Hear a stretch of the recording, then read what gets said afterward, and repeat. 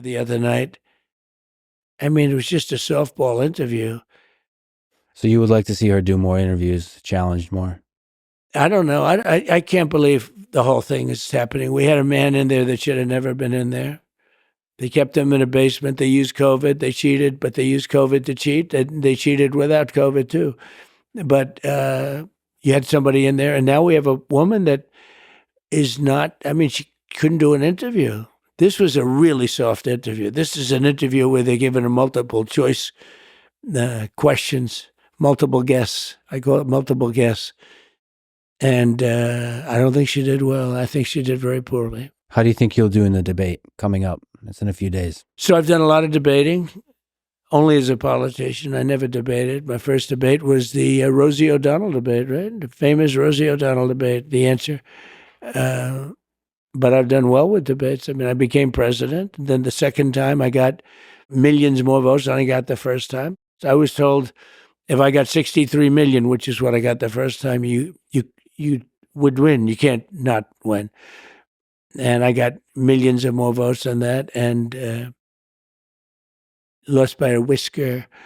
And look what happened to the world with all of the wars and all of the problems. And look what happened with inflation, because inflation's just eating up our country, eating it up. So it's too bad. But there are a lot of things that could happen. We have to get those wars settled. We have to get, I'll tell you, you have to get Ukraine done.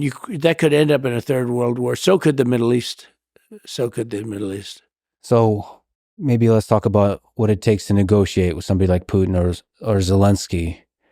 Do you think Putin would be willing to give up any of the regions they already captured? I don't know. I can tell you that all of this would have never happened, and it would have been very easy because you don't have, like, that question wouldn't be asked. That's a tougher question. Once that starts happening, because he has taken over a lot of territory. Now, I guess they're insurgents now too, right? So, it's a little bit interesting that that's happening and that it can happen. And it's interesting that Putin has allowed that to happen. Look, that's one that should have never started. We have to get it stopped. Ukraine is being demolished. They're destroying a great culture that's largely destroyed. What do you think works better in those kinds of negotiations? Leverage of, let's say, friendship, the carrot or the stick? Friendship, or sort of the threat of using the economic and military power? So it depends on who the person is. Everyone's different. Negotiation's interesting because it depends on who the person is.